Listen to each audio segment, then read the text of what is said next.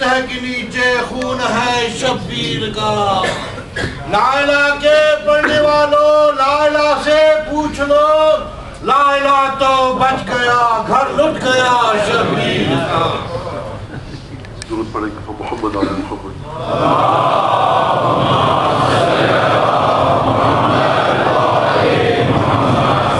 اعوذ باللہ من الشیطان الرجیم، بسم اللہ الرحمن الرحیم۔ الحمد للہ الذی جعل الحمد مفتاحا لذکرہ وسببا للمزید من فضلہ ودلیلا علی آلائہ وعظمتہ، والصلاة والسلام على عبده وأمين وحيه وخاتم رسله سيدنا ومولانا أبي القاسم محمد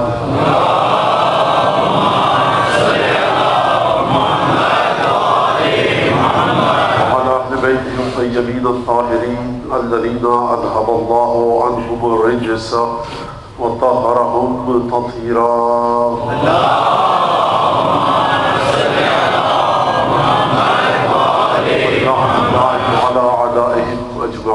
أما بعد فقد قال الله تبارك وتعالى في قرآنه المجيد وفرقانه الحميد وقوله الحق وهو أصدق القائلين. أعوذ بالله من الشيطان الرجيم. ثم كان عاقبة الذين أساءوا السوء أن كذبوا بآيات الله وكانوا بها يستهزئون. صلوات.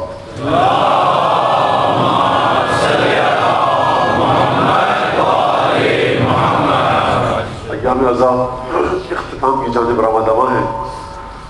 آپ حضرات نے پرسہ دیا جناب سیدہ کو، حضرت حجت کو، رسول خدا کو، محرم میں سفر میں پروردگار آپ کے پرسے کو قبول فرمائے اور ہماری اس عزاداری کو جناب سیدہ اور جناب حضرت حجت کے قلب مطہر و مقدس کی تسلیت اور تعزیت کا باعث قرار دے۔ عزیزان گرامی، اس عزاداری کو جو ہم منا رہے ہیں، تاریخ میں جب بھی کوئی واقعہ ہوتا ہے، چھوٹے سے چھوٹا بڑے سے بڑا، انسانی ذہن کو آ کر جھنجھوڑتا ہے۔ جتنے زیادہ مظلومیت کے ساتھ اس واقعے میں حادثات شامل ہوں، انسان کو مجبور کرتا ہے کہ اس واقعے کے بارے میں سوچا جائے، سمجھا جائے، سنا جائے۔ یہ آخر کربلا کا واقعہ ہوا تو کیسے؟ کربلا کے واقعے کی بنیاد کیا تھی؟ جو لوگ کربلا کے واقعے میں ملوث ہوئے، جن لوگوں نے حسین ابن علی کا ساتھ دیا، ان کی بنیاد کہاں تھی؟ ان کی بنیاد کیسے پڑی؟ ان کا قبلہ کیسے درست ہوا؟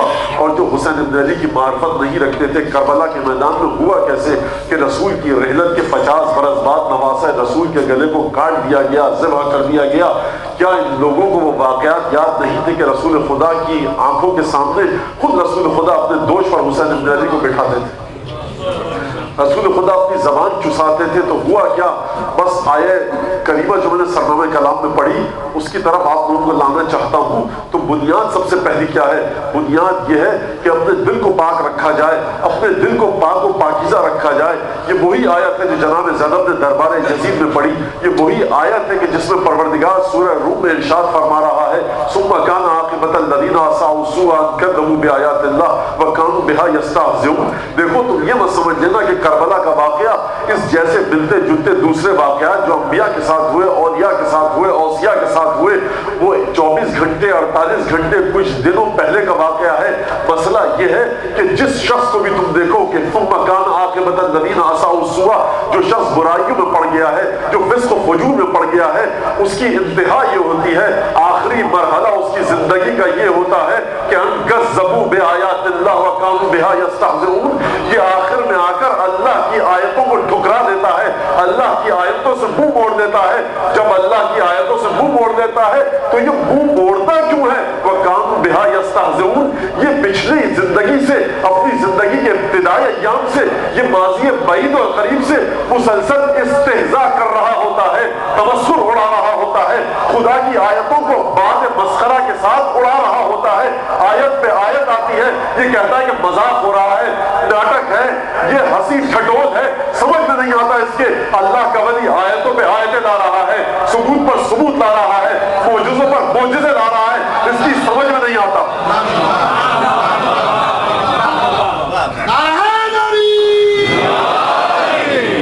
تو یاد رکھو، خدا کی آیتوں کو سمجھو کہ خدا کی آیتیں کیا ہیں۔ خدا کی کچھ کچھ آیتیں وہ ہیں کہ جو قرآن میں موجود ہیں، کاغذ کی سطح پر لکھے ہوئے الفاظ ہیں، اور خدا کی کچھ آیتیں ایسی ہیں جو قرآن کے صفحات پر لکھی ہوئی آیتوں کی تفسیر ہیں، قرآن کے صفحات پر لکھی ہوئی آیتوں کی تبیین ہے، قرآن کے صفحات پر لکھی ہوئی آیتوں کو حیات دیتی ہے۔ ہماری اور آپ کی حیات قرآن کی آیتوں کی بدولت ہے، لیکن یہ کس کی حیات ہے کہ اس کی حیات کے بدولت قرآن کی آیتیں زندہ ہیں۔ جب آیتوں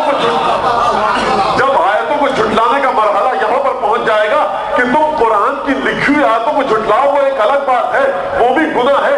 تم کہہ سکتے ہو پروردگار لکھی ہوئی آیت کی صفحے پر ہماری سمجھ میں تفسیر نہیں آئی، ہماری سمجھ میں تشریح نہیں آئی، ہم غلطی کر بیٹھے، لیکن یہ تو بتاؤ کہ اگر کوئی انسان ایسا ہو کہ جس کے وجود کی بدولت آیتیں زندہ ہو رہی ہو، جس کے وجود کی بدولت آیتوں کو معنی مل رہا ہو، جس کے وجود کی بدولت آیتوں کو تفسیر مل رہی ہو، جس کے وجود کی بدولت آیتوں کو بیان مل رہا ہو، اگر یہ انسان تمہارے سامنے اپنے وجود کا ثبوت پیش کرے اور ایسا اٹل ثبوت پیش کرے کہ تمہارے پاس اب پیچھے جانے کا کوئی رستہ نہ ہو اور تم اس کو اگر ٹھکرا دو، تو بتاؤ کہ اب عذاب الہی کے علاوہ تمہارا مقدر کیا ہے؟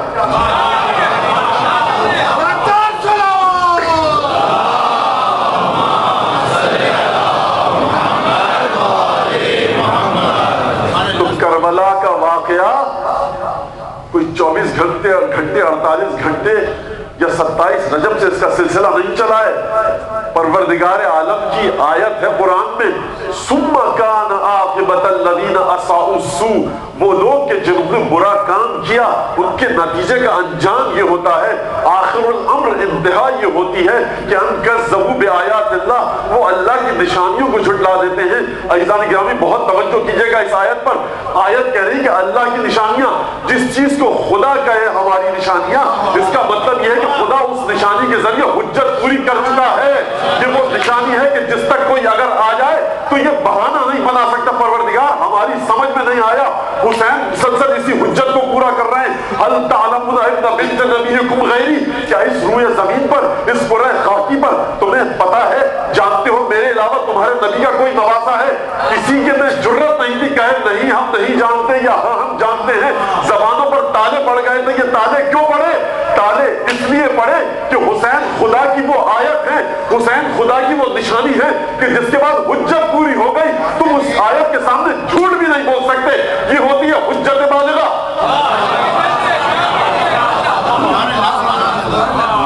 مزید پیچھے کی طرف جائیے، مزید پیچھے کی طرف جائیے۔ یہ سلسلہ ہے کیا؟ آیت سمجھ میں کیسے آتی ہے؟ آیت سمجھ میں آتی ہے علم کے ذریعے۔ علم جب تک نہیں ہوگا سمجھ میں نہیں آئے گا۔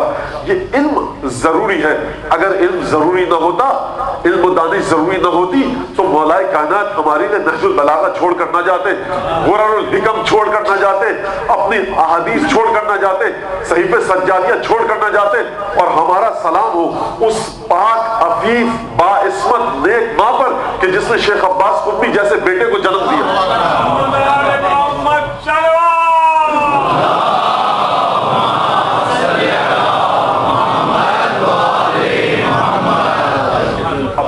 تو یہ واقعہ 2 لائنوں میں بتا کر 2 جملوں میں آگے بڑھ جاؤں گا۔ شیخ عباس قطبی کسی کے گھر میں گئے، بچہ آیا بیمار تھا، اس نے کہا حضور بچہ بیمار ہے، کوئی دعا دے دیجئے۔ گلاس منگایا، اپنی انگلی ڈبوئی اور دے دی، بچے نے پانی پیا، طبیعت صحیح ہو گئی۔ کہا حضور آپ نے انگلی میں کوئی دعا پڑھ کر ہوگی نہیں؟ کہا نہیں، ان ہاتھوں نے آج تک سوائے اہل بیت کی احادیث کے اور اہل بیت کی دعاؤں کے کچھ نہیں لکھا۔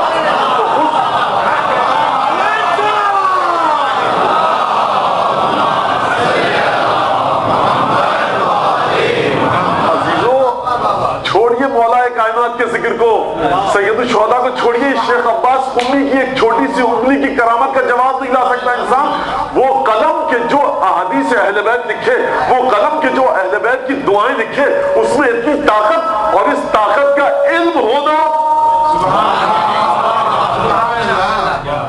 بچے کی طبیعت صحیح ہو گئی، بات ختم ہو گئی، واقعہ ختم، بڑھیے آگے کی جانب۔ یہ علم کیوں آتا ہے؟ پروردگار نے کہا هل يستوي الذين يعلمون والذين لا يعلمون، وہ لوگ جو علم نہیں رکھتے کیا ان لوگوں کے برابر ہو سکتے ہیں جو علم رکھتے ہیں؟ یعنی تم پہلے علم حاصل کرو، علم حاصل کرو، علم آتا ہے سینے میں، سینے کا علاج کیا کیا جائے؟ کہا کہ دیکھو قل اعوذ برب الفلق من شر ما خلق ومن شر غاسق اذا وقب ومن شر النفاثات فی العقد ومن شر حاسد اذا حسد۔ اس دل کو پاک کرو، حسد مت آنے دینا۔ حسد علم کو تباہ کرتا ہے، جب علم تباہ ہو گیا تو کیسے پہچانو گے کہ حسین ابن علی کون ہے، علی مرتضیٰ کون ہے، سیدہ کون ہے؟ اس سینے کو حسد سے پاک کرو۔ تو عزیزان گرامی یاد رکھیے، اگر آپ کے دل میں محبت اہل بیت ہے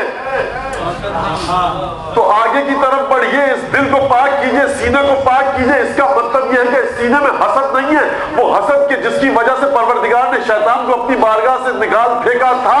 الحمدللہ کہ اہل بیت کا چاہنے والا یہ دعویٰ کر سکتا ہے کہ مولا ہمارے دلوں میں آپ کی محبت ہے۔ آپ کی محبت کیسے ہے؟ جب تک علم نہیں ہوگا، اہل بیت کی پہچان نہیں ہوگی۔ اور اس علم کی بیماری کیا ہے؟ اس علم کی بیماری ہے حسد، یعنی حسد سے سینوں میں حسد نہ ہو تب سلسلہ آگے بڑھے گا، روح ارتقاء کی طرف جائے گی۔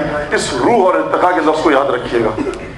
مجھے 10-15 منٹ بعد اس لفظ سے کام ہے، مجھے اس لفظ کو استعمال کرنا ہے۔ روح اور ارتقاء، روح آپ کی ارتقاء کی طرف جائے گی، یعنی کیسے جائے گی روح ارتقاء کی طرف؟ یہ جو فرش اعضا ہے یہ آپ کو ارتقاء کی طرف لے کر جائے گا۔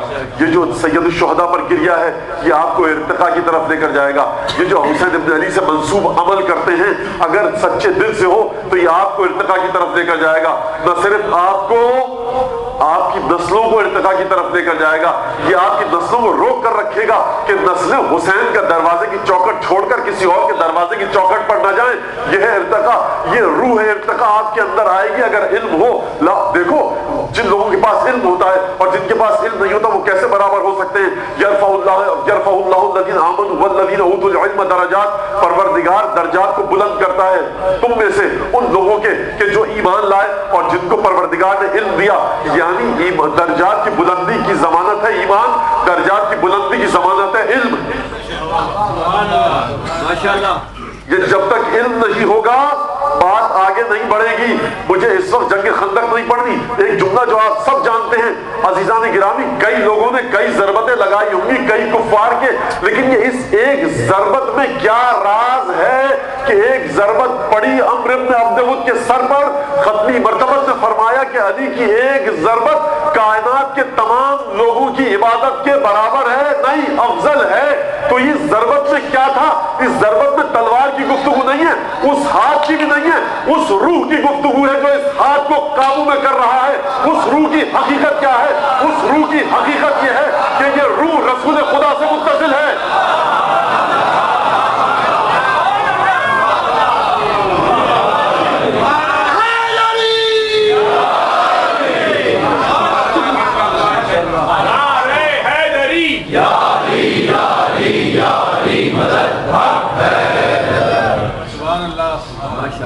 بلندتر سلام۔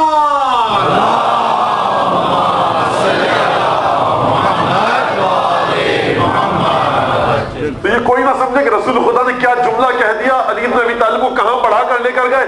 ارے بھائی مولا کائنات کے بارے میں جو ختمی مرتبت نے حدیث بیان فرمائی ہے نا، تو مولا یہ رسول خدا فرمانا چاہ رہے ہیں کہ دیکھو جو ہم سے متصل ہو جائے اس کی منزلت یہ ہوتی ہے کہ وہ جو ہر کام کرتا ہے علم کے مطابق کرتا ہے، اس کی ذات ہم سے متصل ہے، اس کے روح کے ارتقاء کا مرحلہ یہ ہے کہ تم نہیں ناپ سکتے، تم نہیں تول سکتے، اندازہ نہیں کر سکتے، تم اس کو کیلکولیٹ نہیں کر سکتے، اس کو ہم کیلکولیٹ کر سکتے ہیں۔ تم اس کی ایک ضربت کا جواب لے آؤ، قیامت تک کے لیے تمام عبادتوں سے افضل ہے۔ نہ علی ابن ابی طالب سے پہلے کبھی کوئی ایسی ضرب لگی، نہ علی ابن ابی طالب کی ضربت کے بعد کوئی ایسی ضرب لگی، یعنی رسول خدا نے یہ کہہ کر مورخ کا قلم توڑ دیا کہ نہ اس سے پہلے یہ ضرب لگ سکتی ہے نہ اس کے بعد یہ ضرب لگ سکتی ہے۔ کیوں؟ وجہ کیا ہے؟ وجہ یہ ہے کہ علم کا مسئلہ ہے، علم پرورش دیتی ہے دل کو، سینے کو، روح کو ارتقاء کی جانب لے کر جاتی ہے۔ کہا کہ دیکھو حدیث یاد ہے نا، انا مدینۃ العلم وعلی بابها، ہزاروں دفعہ آپ نے سنی ہے کہ میں علم کا شہر ہوں، علی اس کا دروازہ۔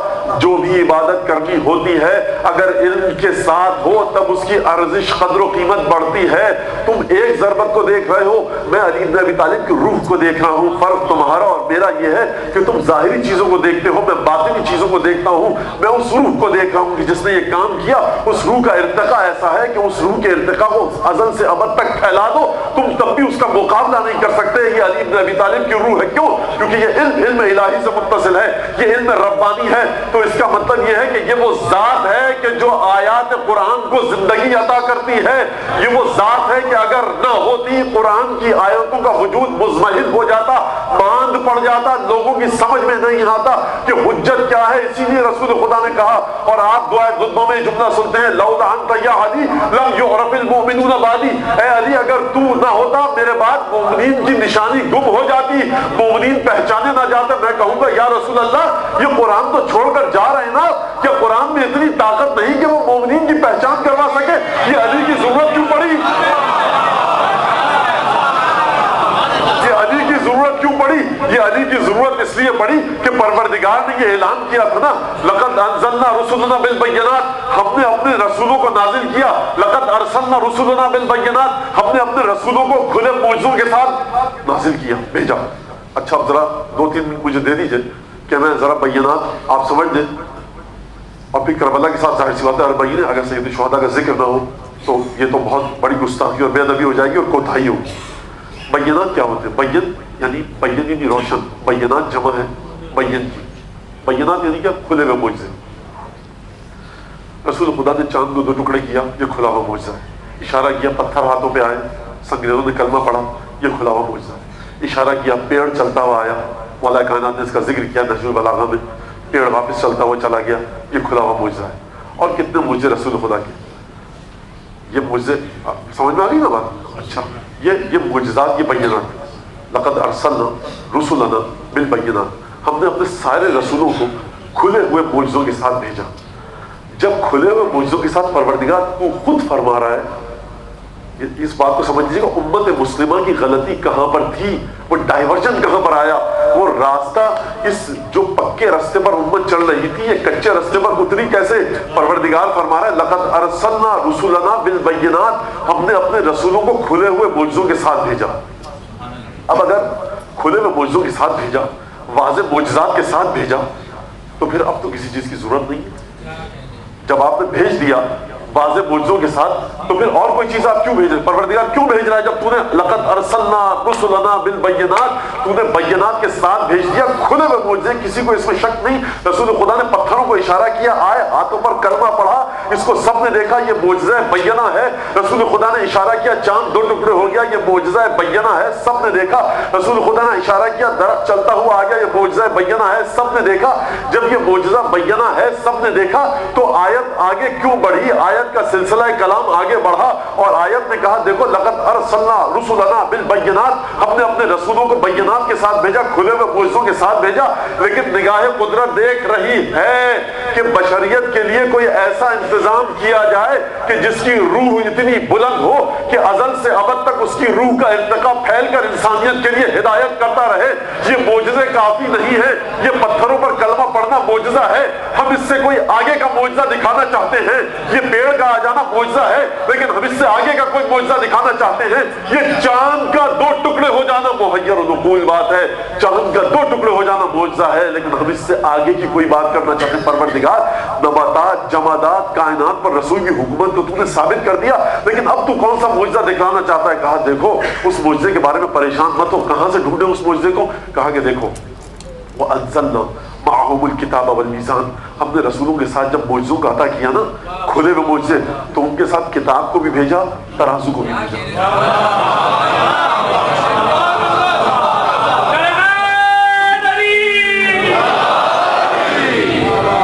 پروردگار تو نے کتاب کو بھیجا رسول کے ساتھ. یہ پروردگار عجیب عقل کو حیران کر رہا ہے. پروردگار تو نے رسولوں کو بھیجا کھلے ہوئے معجزوں کے ساتھ, ختم بات ہو جاتی. اب مزید اپنے آپ کو کیوں تھکایا تم نے؟ نگاہ قدرت دیکھ رہی ہے, زبان قدرت سے جواب آئے گا کہ ہم جانتے ہیں نا کہ ان معجزوں پر کام نہیں چلے گا. سبحان اللہ, سبحان اللہ. یعنی جس چیز کو حکمت الہی اندازہ کر کے اعلان کرے کہ ان معجزوں سے کام نہیں چلے گا, ہم نے کتاب کو اتارا, قرآن کو اتارا. پروردگار قرآن کو اتارا, کاغذ پر لکھی ہوئی کتاب, اس پر الفاظ لکھے ہوئے ہیں. تو پروردگار جانتا ہے کہ آیات الفاظ جب کاغذ پر ہو تو ہر شخص اپنے ذہن کے حساب سے سمجھتا ہے کسی کی ذات میں ہوا اور حوث ہے، کسی کی ذات میں حسد ہے، بغض ہے، کینہ ہے، جہل ہے، روحانی اور جسمانی، روحانی اور عقلانی بیماریاں ہیں، تو پروردگار کو چاہیے تھا، پروردگار کی حکمت کا تقاضا یہ تھا کہ اس کتاب کے ساتھ کوئی ایسا ترازو اتارے، اس کتاب کے ساتھ کوئی ایسا ترازو اتارے کہ جس کو خدا ترازو کہے۔ اب یہ ترازو وہ نہیں ہے، اور توجہ کیجئے گا، یہ ترازو وہ نہیں ہے کہ جس کے عمل کو ہم دیکھیں اور اس کے عمل کو دیکھ کر اس کے صحیح اور غلط ہونے کا اندازہ کریں۔ بہت باریک مرحلہ ہے، حساس مرحلہ ہے۔ یعنی یہ ترازو وہ ہے کہ جس کو دیکھ کر ہم اس کے بارے میں کوئی فیصلہ نہیں کر سکتے، کیونکہ یہ ترازو ہمارے بارے میں فیصلہ کرے گا۔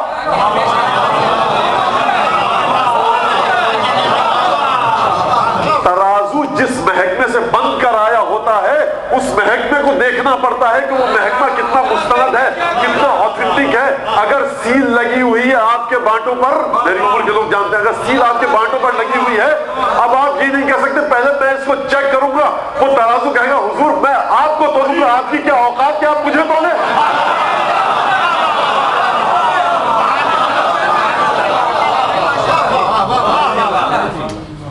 قرآن موجود ہے گھروں میں، اس امام باڑے میں، مسجد میں قرآن موجود ہے، سب قرآن موجود ہے۔ امت مسلمہ بڑا احترام کرتی ہے قرآن کا، اور کرنا چاہیے۔ آنکھوں سے بوسہ دیتی ہے، آنکھوں پہ لگاتی ہے، سینے پہ لگاتی ہے، ہوا دی جاتی ہے۔ اس کے اوراد ہیں، اذکار ہیں، سفر کی دعا، بیماری سے بچنے کی دعا، شیاطین سے اجنہ سے بچنے کی دعا، مختلف بلائیں، آفات، پریشانیاں، ان سب سے قرآن نجات دلاتا ہے۔ لیکن قرآن اگر کافی ہوتا تو یہ پروردگار کیوں کہہ رہا ہے کہ اس قرآن کے ساتھ ہم نے ترازو بھی بھیجا ہے؟ مجھے بتلائیے کہ اس ترازو میں پروردگار تولے گا تو کیا تولے گا؟ یہ جو میزان، یہ جو ترازو قرآن کے ساتھ نازل کیا جا رہا ہے نا، اس کا مطلب یہ ہے کہ پروردگار نے اس ترازو کو نازل کر کے ہر انسان سے اس حق کو چھین لیا کہ وہ کتاب کے بارے میں کوئی بات کہہ سکے، کیونکہ اگر یہ ترازو قرآن کے ساتھ نازل نہ ہوتا تو مجھ کو اور آپ کو حق تھا کچھ گفتگو کرنے کا نہ۔ اب ہم میں اور آپ میں اتنی طاقت ہے کہ ہم آیات قرآنی کو تول سکیں، نہ آیات بینات کو تول سکیں، نہ رسولوں کی رسالت کو تول سکیں، نہ رسولوں کی عصمت کو تول سکیں۔ اب ہر کام اسی ترازو کے ذریعے ہوگا۔ تو جس طرح سے آپ قرآن سے متمسک رہتے ہیں نا، میں یہ نہیں کہوں گا کہ اسی طرح میزان سے متمسک رہیے، نہیں، اس سے زیادہ شدت کے ساتھ میزان سے متمسک رہیے، کیونکہ قرآن اگر کافی ہوتا، قرآن کے وجود کو مکمل کر رہا ہے میزان اور ترازو۔ یہ رتی ماشے اور تولے کا اگر فرق آ گیا نا تو انسانیت بھٹک جائے گی، یہ ارتقاء کا سلسلہ رک جائے گا۔ علم ہونا چاہیے انسان کے پاس، علم ہونا چاہیے۔ درود بھیجے محمد آل محمد پر۔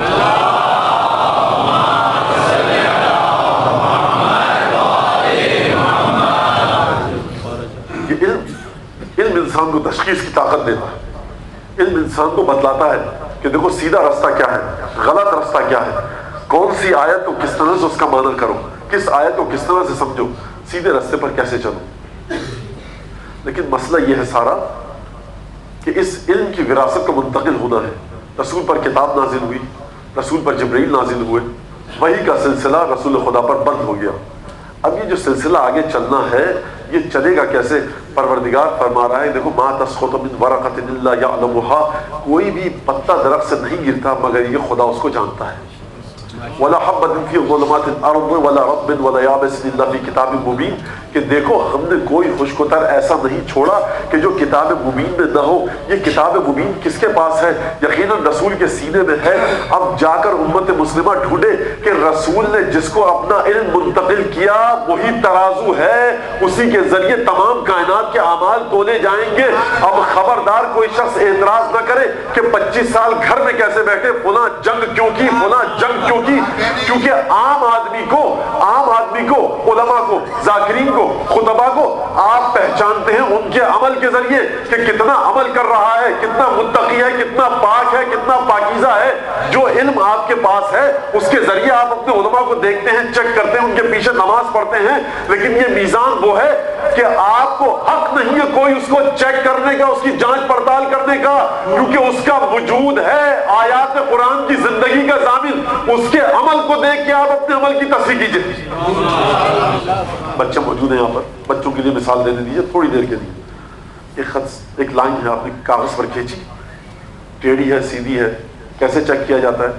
چیک ایسے کیا جاتا ہے کہ آپ اسکیل کو، جو بچے پھٹا کہتے ہیں، رولر کو رکھ کر آپ دیکھتے ہیں کہ لائن سیدھی ہے یا نہیں ہے. اس پھٹے کو، پلاسٹک یا لکڑی کے اس اسکیل کو آپ کیسے چیک کریں گے خود سیدھا ہے یا نہیں ہے؟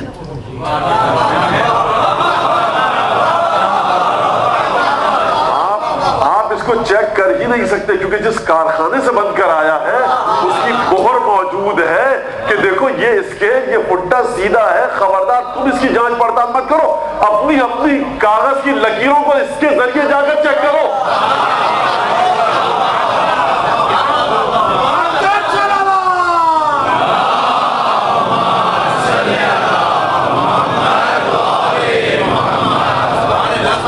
جب علم اس منزل پر ہے، جب علم اس منزل پر ہے، جب علم اس مقام پر ہے کہ پروردگار عالم کہہ رہا ہے کہ دیکھو کوئی پتہ نہیں گرتا مگر یہ کہ ہم کو پتہ ہوتا ہے.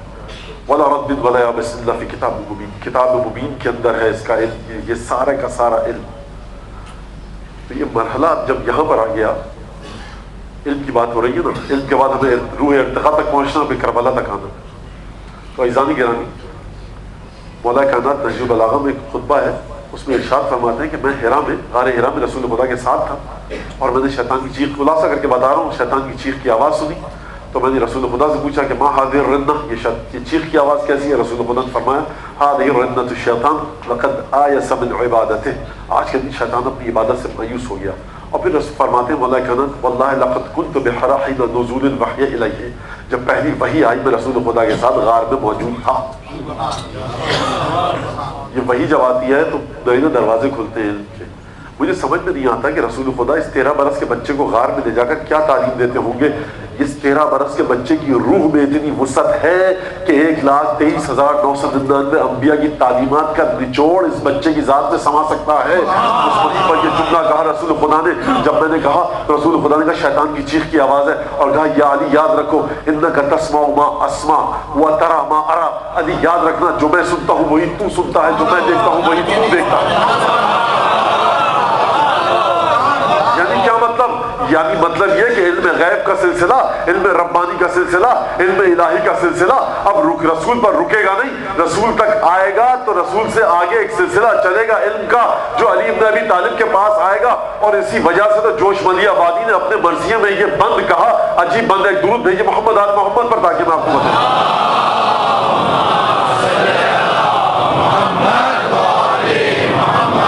خوبی کلید فضل کھلا قفل فیض عام، خوبی کلید فضل کھلا قفل فیض عام. ناگاہ آسمان پہ گوجا زمیں کا نام، گردش میں آئے صلی علی. عجیب مرحلہ ہے.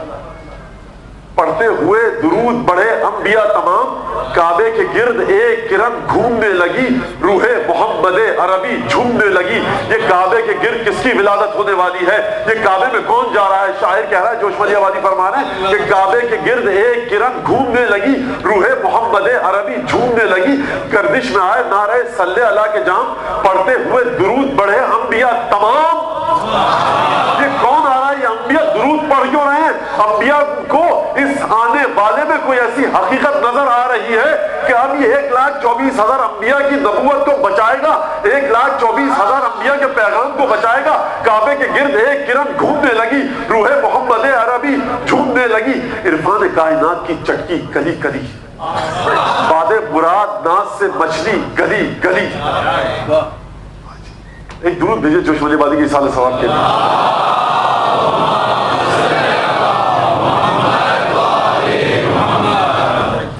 باد مراد ناز سے مچھلی گلی گلی، عرفان کائنات کی چٹکی کلی کلی، اور روح ارتقاء نے پکارا کہ اے علی. روح ارتقاء دیکھیے دیکھیے عجیب لفظ استعمال کیا ہے، ایک ساتھ علی بن ابی طالب کو عطا ہوئی ہے ایک چیز، لیکن جو عطا ہو رہی ہے وہ کسی منزل پر مرحلے پر رکے گی نہیں، وہ روح ارتقا ہے۔ اب جس کو ارتقا کا سفر کرنا ہے لازم ہے کہ اپنے آپ کو علی بن ابی طالب سے متصل کرے، کیونکہ روح ارتقا کا خزانہ علی بن ابی طالب کے پاس ہے، اور روح ارتقا نے پکارا کہ اے علی لے یہ کلید علم، یہ گیتی کا باب ہے۔ قرآن نے کیا کہا تھا؟ وَعِنْدَهُ مَفَاتِحُ الْغَيْبِ لَا يَعْلَمُهَا إِلَّا هُوَ، پروردگار کے پاس غیب کی کنجیاں ہیں، مفتاح علم، مفتاح غیب، غیب کی چابیاں پروردگار کے پاس ہیں، لے یہ کلید علم۔ اور علی بن ابی طالب سے کہا جا رہا ہے کہ علی یہ علم کی کنجی لے، یہ علم کی چابی لے، لے یہ کلید علم کہ یہ گیتی کا باب ہے، اس خاک کو ابھار کہ تو بوتراب ہے۔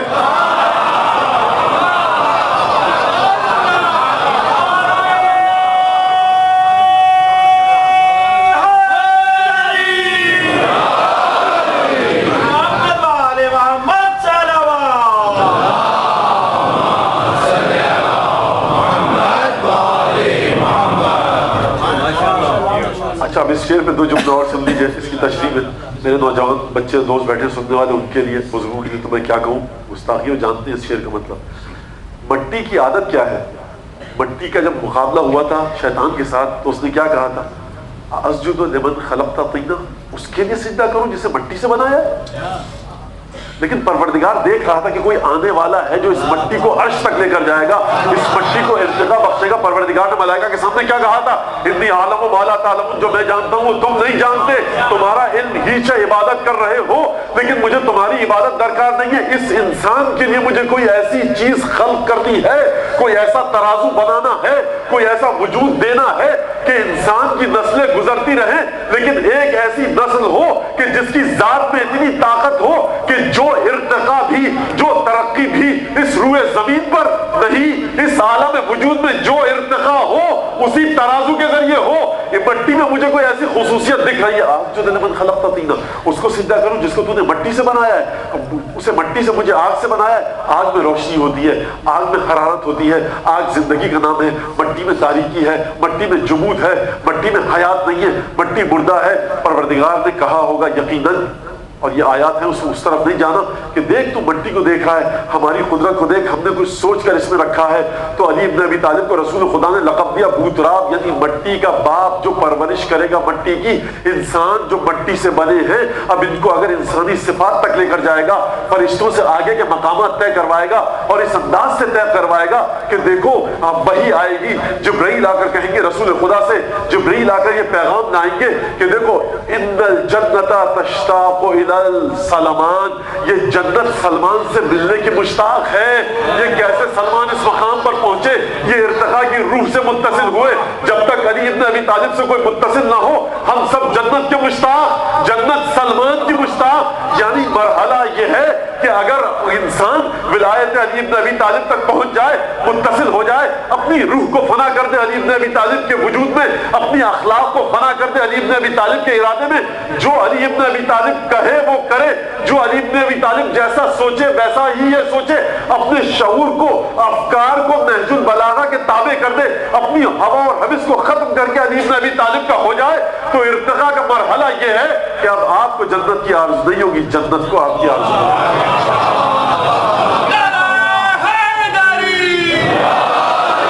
اور روح ارتقا نے پکارا کہ اے علی، یہ روح ارتقا ہے کون؟ یہ روح ارتقا وہ ہے کہ جس کو یہ کہہ کر بھیجا وما ارسلناک الا رحمۃ للعالمین۔ کوئی یہ نہ سمجھے کہ یہ علی کو اختیار کہیں اور سے ملا، یہ نبوت کی جانب سے ملا، ختمی مرتبت کی جانب سے ملا، رسول اکرم کی جانب سے ملا۔ علی ابن ابی طالب کو یہ اذن خاص رسول خدا نے عطا کیا۔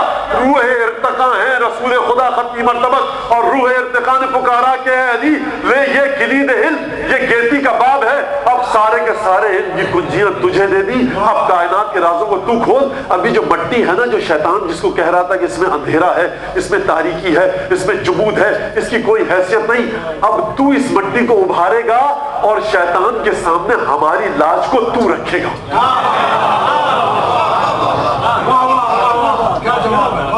شیطان کے سامنے پروردگار نے کہا تھا فتبارک اللہ احسن الخالقین، بہت بڑی بابرکت ذات ہے وہ اللہ کی جس نے انسان کو خلق کیا۔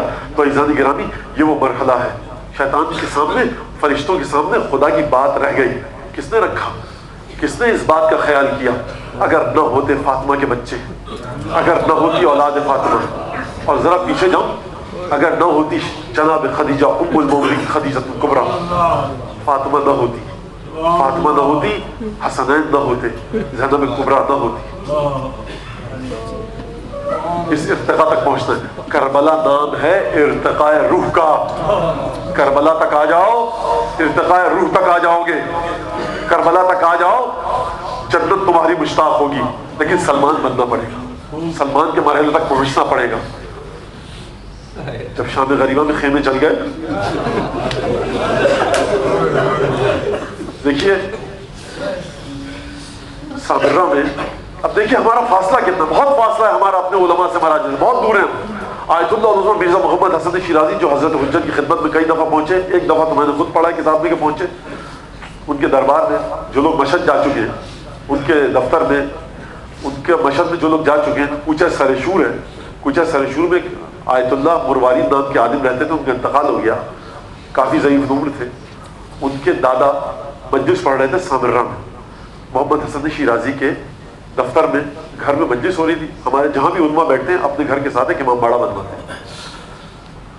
آیت اللہ مروارید کے دادا نے، والد نے یہ جملہ پڑھا، دخلت زینب علی ابن زیاد، زینب ابن زیاد کے دربار میں آئی. آیت اللہ نے اپنا امامہ پھینک دیا، تماچے لگائے، گریہ کیا. آغا مروارید مزید مسائل پڑھنا چاہتے تھے.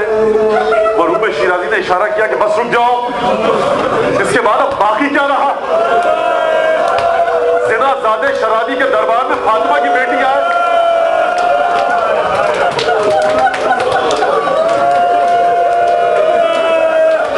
کربلا سے کوفے سے شام کا سفر کیا.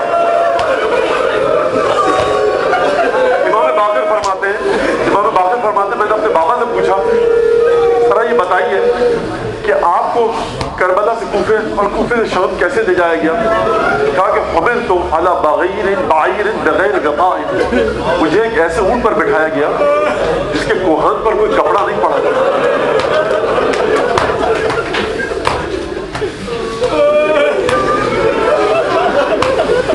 والفارقۃ وراءنا، لشکر کا جو اگلا حصہ تھا ہمارے پیچھے تھا، ہماری عورتیں ہمارے پیچھے تھی، آگے آگے نیزوں پر سر تھے. اور پھر سید سجاد نے عجیب جملہ بتلایا، کہا کہ ان دمعت عین احد منا ورعا رأسہ بالرمح. بیٹا محمد باقر، جب ہم میں سے کسی کی بھی آنکھوں سے آنسو نکلتے تھے نا، اس قافلے میں یتیم بھی ہے، اس قافلے میں بیوہ بھی ہے، اس قافلے میں ایسی ماں ہے جس کی کوکھ جڑی ہے 6 مہینے کا ششمہ، اس قافلے میں ایسی بیوی بھی ہے کہ جس کا حسین جیسا شوہر گیا، اس قافلے میں ایسی شہزادی بھی ہے جس کا عباس جیسا بھائی گیا، جس کا حسین جیسا بھائی گیا، قاسم جیسا خوبرو نوجوان گیا، اور علی اکبر جیسا ہمشکل پیغمبر گیا. آگے آگے سر. مولا سید سجاد فرماتے ہیں ان دمعت عین احد منا قرع رأسہ بالرمح. بیٹا محمد باقر، ہم میں سے جب بھی کسی کی آنکھوں میں آنسو نکلتے تھے نا، ہمیں کوئی تسلی نہیں دیتا تھا، نیزہ لا کر ہمارے سروں میں چبویا جاتا تھا. اس قافلے میں 3 سال کی بچی بھی ہے کہ جو تازی ابھی یتیم ہوئی ہے. بس یہ قافلہ دمشق میں پہنچا. ایک دفعہ دربار یزید میں داخلہ ہوا،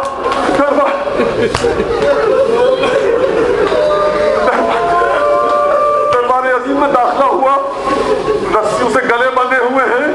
قسم بستہ، یہ کس کی بیٹی ہے؟ یہ رسول خدا کی بیٹی ہے. یہ کون؟ شہزادی زینب ہے، بڑی مظلومہ بی بی ہے، 3 برس کی تھی. رات کی تاریکی میں ماں کے تابوت کے پیچھے چلی، باپ کو اپنی آنکھوں سے دیکھا، ماں کو قبر میں اتارتے ہوئے، باپ کے پھٹے ہوئے سر کو دیکھا.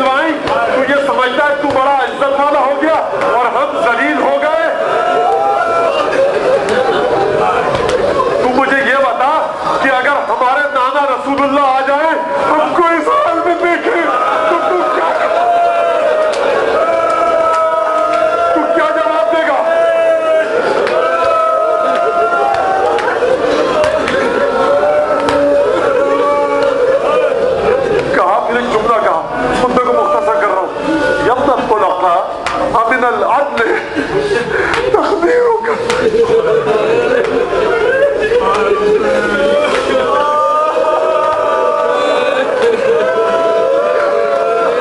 يا ابن الطلقاء من العدل تقديرك حرائق وأماك وبنات رسول الله سمايا قد هتكت صدورهن وأبديت وجوههن يتصفى وجوههن المناهل والمناخل. اے عزیزین ہمارے دادا کے آزاد کردہ غلاموں کی اولاد یہ تیرا عدل ہے. وہ میرا دادا تھا جب تیرے باپ کو پکڑا گیا تیرے دادا کو پکڑا گیا میرے دادا نے تجھ کو آزاد کیا اور یہ تیری اوقات کہ اب تیری عورتیں پردے میں ہیں.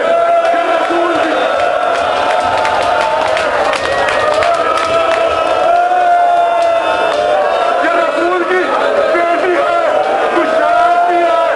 حسین کا سر تیرے سامنے رکھا ہے تو اپنی چھڑی سے حسین کے دماغوں کو تجھے شرم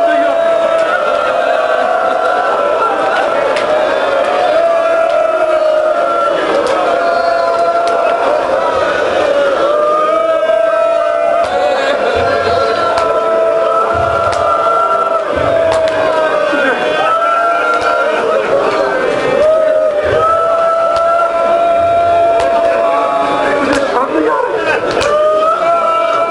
جانتے کہ رسول اللہ یہ زینب فاطمہ کی بیٹی ہے. یہ حسین کا سر ہے تیرے سامنے.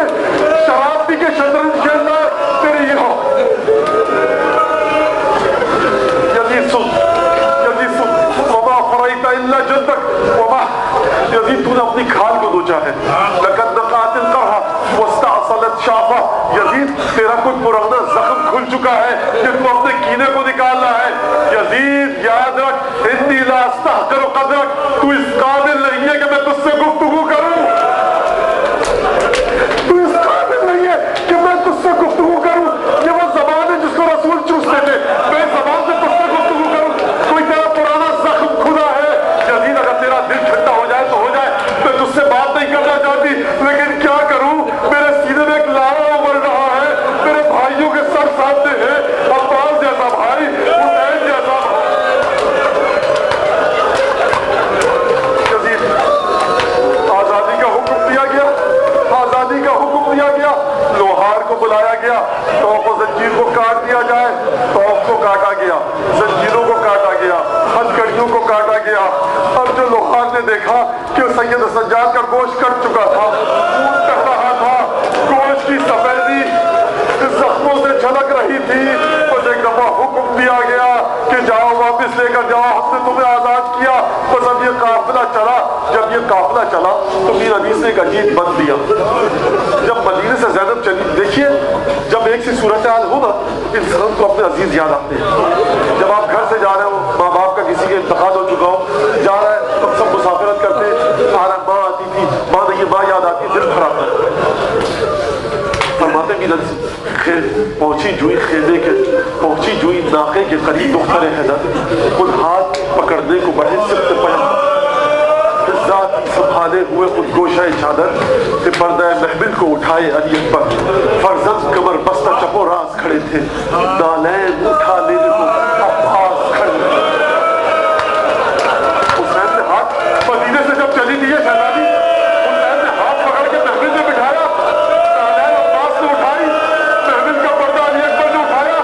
چادر کا کونا فضہ نے تھاما. میں کہوں گا شہزادی اب جب سوار ہوئی ہوگی نا ناقے پر تو عباس بھی یاد آیا ہوگا علی اکبر بھی یاد آیا ہوگا حسین بھی یاد آئے ہوں گے اور سب سے بڑھ کر قمر بنی ہاشم یاد آیا ہوگا. جب قافلہ چلا جب قافلہ عزیزوں جب قافلہ مدینے سے مکے چلا تھا نا اور پھر مکے سے کوفے کی جانب آیا تھا تو مورخ لکھتا ہے کہ قافلہ بہت طویل تھا.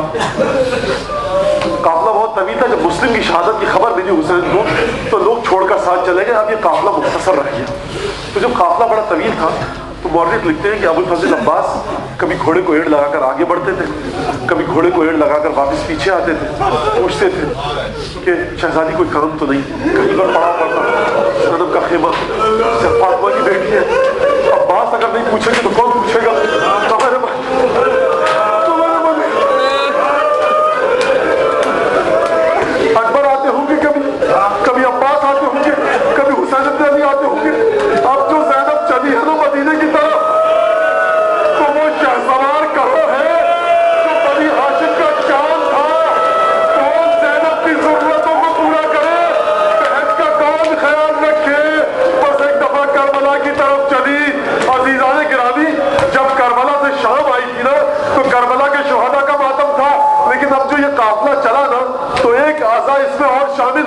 ہے. ایک طرف بیویوں کو آس ہے کہ ہم اپنے مولا کی قبر سے لپٹ کر زیارت کریں گے، لیکن دل میں ایک دکھ بھی ہے. ایک ماں چاہتی ہے کہ کربلا پہنچ کر اپنے ششماہے کی قبر کا بوسہ لے، اپنے والی کی قبر کا بوسہ لے، لیکن وہی ہماری بیوی ام رباب قید خانے کو چھوڑ کر جائے تو کیسے؟ یہاں 3 سال کی ایک ننھی خبر بھی ہے، وہ معصوم حسین کی بستی کہ جو تماچے کھا کھا کر کاندھوں سے گوشت چھینے گئے، برداشت نہ کر سکی. بیوی ام رباب ہمارا سلام ہو. یہ مومنین آپ کے والی کا ماتم کرنے آئے ہیں. فاطمہ زہرا یہ آپ کی بیٹی پر گریہ کر رہے ہیں. یا حضرت امام زمانہ ان کی تعزیت کو قبول کیجئے. یا رسول اللہ ہماری تعزیت کو قبول کیجئے. حسن اللہ لک العزا. یا رسول اللہ ایک دفعہ قید خانے کی جانب دیکھا ہوگا. اچھا بٹیا اب یہاں رہنا، ہم چلے کربلا کی جانب. کربلا کی جانب قافلہ آیا. اس سے پہلے کہ ناقہ زمین پر بیٹھتا زینب نے اپنے آپ کو گرا دیا.